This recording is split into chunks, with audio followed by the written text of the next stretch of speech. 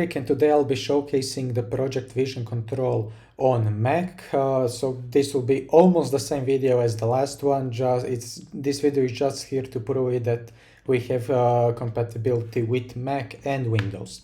So the same as on Windows, this program can choose between cameras that are currently connected to my computer.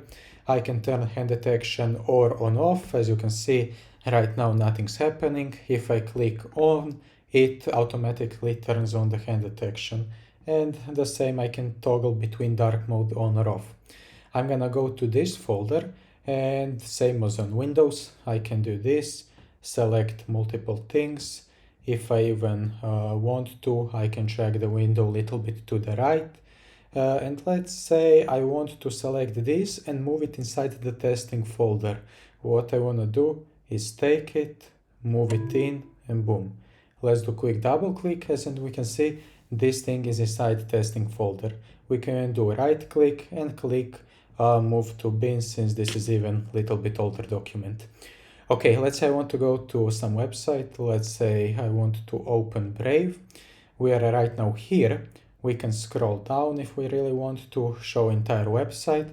Let's say I want to take a screenshot of the website. All I need to do, and now this is a little bit different than on Windows, I can close my hand, and as you can see right down there, it took the screenshot, and I can do it really fast without any problems.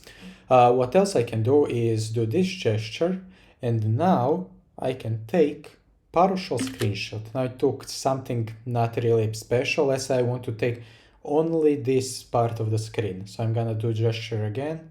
I'm gonna go here and carefully select it like so. And the screenshot is down there. So yeah, this is the Project Vision Control and the showcase that basically it works the same on Windows and on Mac. We can really easily remap it so the same gestures would do the same things on Mac and Windows. We just wanted to show this, that you can also take screenshots and partial screenshots. Okay, thank you for watching.